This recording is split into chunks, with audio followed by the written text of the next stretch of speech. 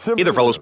So we had this idea, right? We wanted to lift a car, not by modifying the suspension, but by setting up portal lifts, made using a welder, an angle grinder, and a power drill.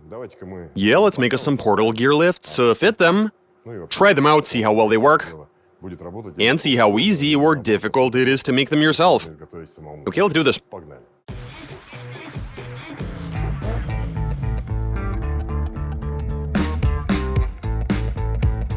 We make custom portal gear lifts for a Lada plus 30 centimeters. Translation and voiceover by BMI Russian.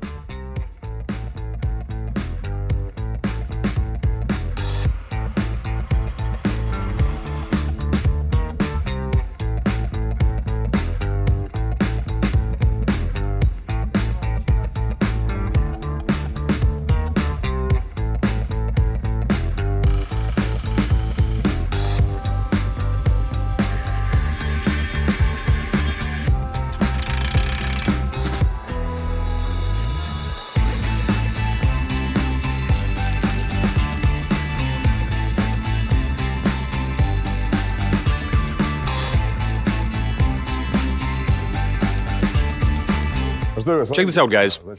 We've brought this axis down by a bit over 300 millimeters. So yeah, we brought that down and we set up a brake mechanism that wasn't there before. We'll need the brakes if we want a car that we can properly drive around in, that accelerates and decelerates. Steering components, suspension links, springs and shocks are all where they used to be. All we did was relocate the axis. That's all you really need to do up front. But yeah, that's all looking good. As for what we need to do in the back, we'll drop the axis just like we did here, well, this being a portal lift. But the difficult aspect of it, well, this car is rear-wheel drive, and the wheels are gonna have to... There's gonna have to be torque transfer between this axle shaft and the wheel of the car. Okay, so we've done the front, and now it's a matter of setting up the rear. And that involves getting the rear wheels to be driven. But let's get into the nitty-gritty and figure something out.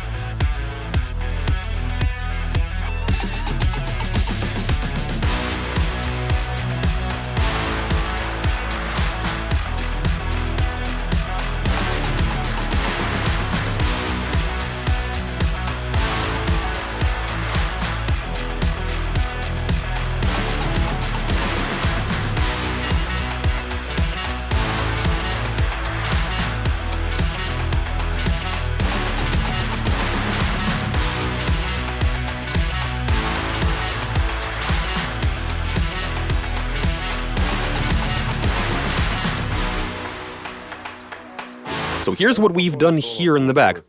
It's the same basic principle.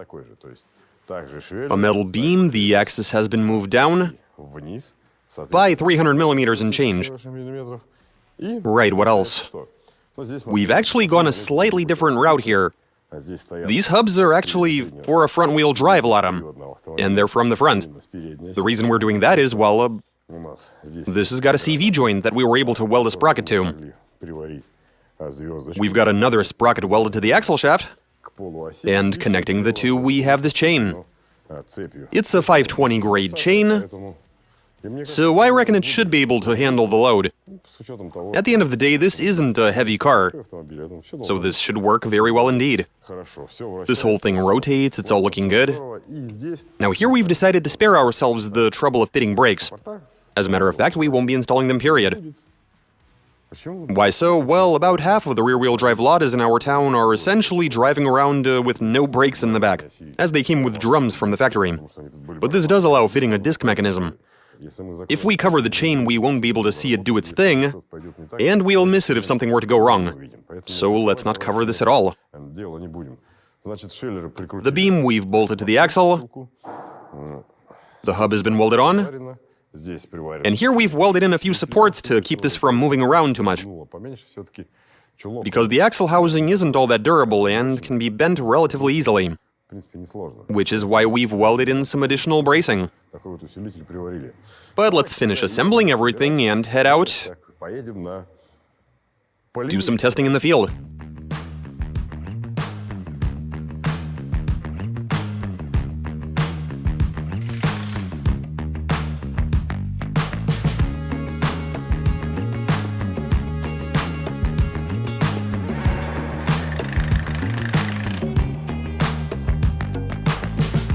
Okay, so we've put everything together. There's the chain-based portal lift. Now our plan came to fruition. We gave it a bit of thought and decided to go with chains. We got tension on the chain, it's all good. It might not seem like a huge lift. 300 mil and change doesn't sound like all that much, but in terms of a car's ground clearance, that is a massive difference. Alright then, it's time to put this thing through its paces. Okay, so here's the deal. It's time for some testing. You got a nice tall ride height. It's quite unusual being up here so high. The road is a bit rough, but no big deal. After all, we are sitting quite high.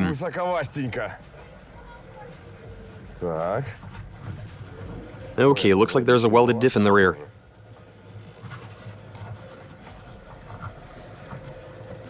Well, it does drive. What's going on? Tire lying on the road. No, I didn't see anything. I don't care about crap lying on the road.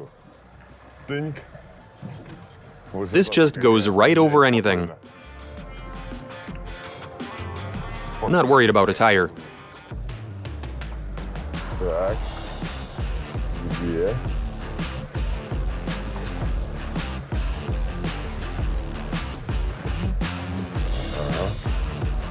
Alright, so around that corner we have the usual road where interesting things occur.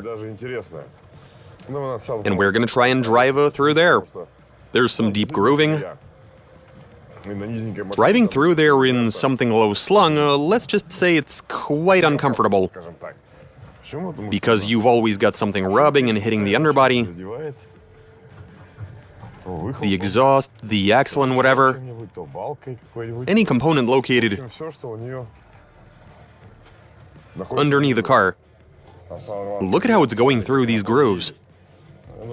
Yeah, I don't think we're going to be having any issues here. I mean, with this sort of ground clearance, there has to be at least half a meter's worth of it. This groove, it's nothing. It's no more of a concern than a tiny bump. Come on, let's go. This road is merely... well, it's a bit damp, and that's about it.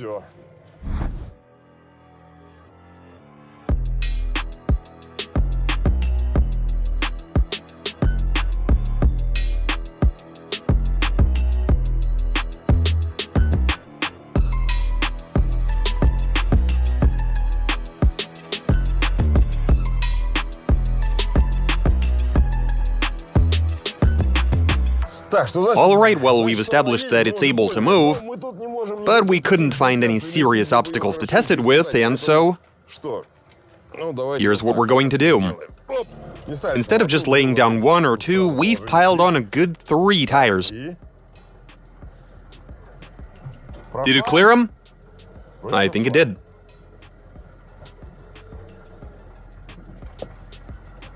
Didn't even touch them? Holy cow, what if we had another one?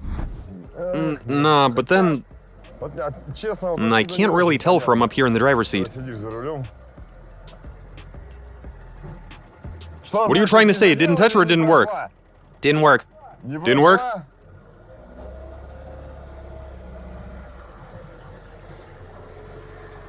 That's a shame it wasn't able to clear a stack of 4 tires. But then 3 is also a decent result. We do have another interesting item at hand. There it is. You do get the impression that it's taller. What's gonna happen? We have got to try this out. I mean, who's driven over an armchair, right? Here we go.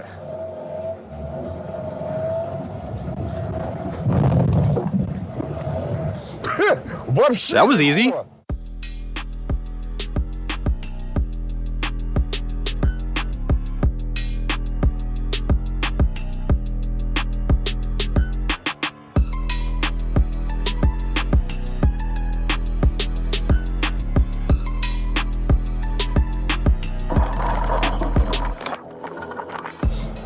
To be honest, I didn't even notice it.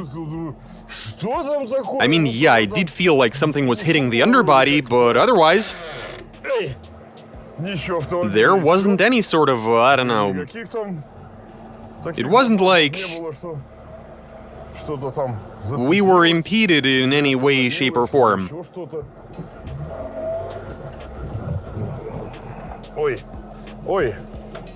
This thing can go over some impressive obstacles in terms of their height, but we can't find the appropriate grooving anywhere nearby.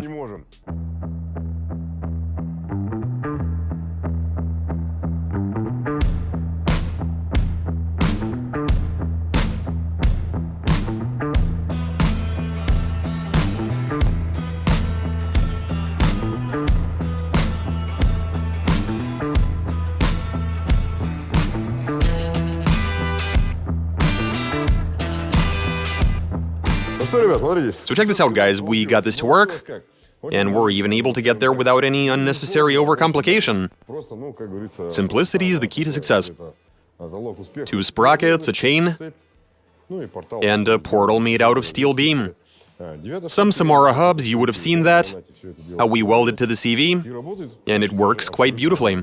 We were a bit worried that this 550 chain could fail, but it actually held up very well. But then this wasn't under all that much more load compared to a motorcycle. I mean, in that application, the stress under hard acceleration is quite severe. I mean, it might be under just as much here, but that's not important. Nobody's measuring, and the important thing is that it all held up. You know what just occurred to me? This car is about as tall as that one, but this one has a much better chance of making it through. The reason being we've increased the ground clearance thanks to these portal lifts.